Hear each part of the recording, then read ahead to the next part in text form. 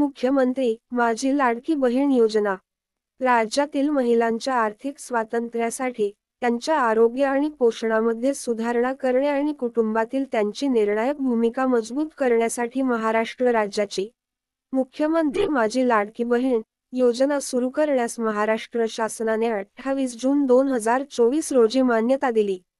या योजनेमार्फत महाराष्ट्र राज्यातील 21 ते 65 वयोगटातील पात्र महिलांना दर महिना रु. 1500 असा आर्थिक लाभ डीबीटीद्वारे देण्यात येणार आहे. पात्रता: 1. महाराष्ट्र राज्याचे रहिवासी असणे आवश्यक. 2. राज्यातील विवाहित, विधवा, घटस्फोटित, परित्यक्ता आणि निराधार महिला तसेच कुटुंबातील केवळ एक अविवाहित महिला.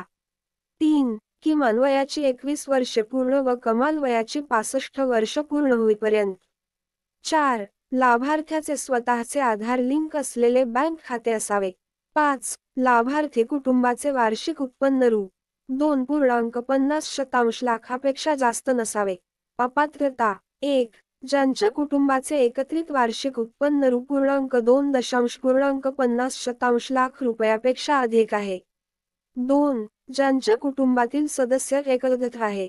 3. ज्यांच्या कुटुंबातील सदस्य नियमित कायम कर्मचारी म्हणून सरकारी विभाग, उपक्रम, मंडळ, भारत सरकार किंवा राज्य सरकारच्या स्थानिक संस्थेमध्ये कार्यरत आहेत किंवा सेवानिवृत्तीनंतर निवृत्तीवेतन घेत आहेत. तथापि, रु. 2.50 लाखापर्यंत उत्पन्न असलेले बाह्य यंत्रणाद्वारे कार्यरत असलेले कर्मचारी, स्वयंसेवक कामगार आणि कंत्राटी कर्मचारी पात्र ठरतील. 4. सदर लाभार्थी महिला शासनाच्या इतर विभागामार्फत राबविण्यात येणाऱ्या आर्थिक योजनेद्वारे दरमहा रु. 1500 किंवा त्यापेक्षा जास्त रकमेचा लाभ घेत असेल. 5. ज्यांच्या कुटुंबातील सदस्य विद्यमान किंवा माजी खासदार, आमदार आहे.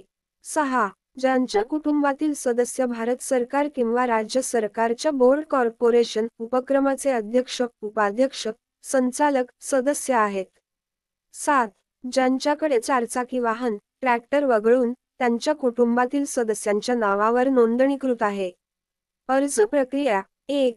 ज्या महिलेस ऑनलाईन अर्ज करता येत नसेल, त्यांना अंगणवाडी सेविका, पर्यवेक्षिका, मुख्य सेविका, सेतू सुविधा केंद्र, ग्रामसेवक, समूह संसाधन व्यक्ती, CRP, आशा सेविका, वार्ड अधिकारी, CMM, सिटी मॅनेजर, मनपा बालवाडी सेविका, मदत कक्ष प्रमुख, आपले सरकार सेवा केंद्र यांच्याकडे ऑनलाईन, ऑफलाईन अर्ज भरण्याची सुविधा उपलब्ध असेल.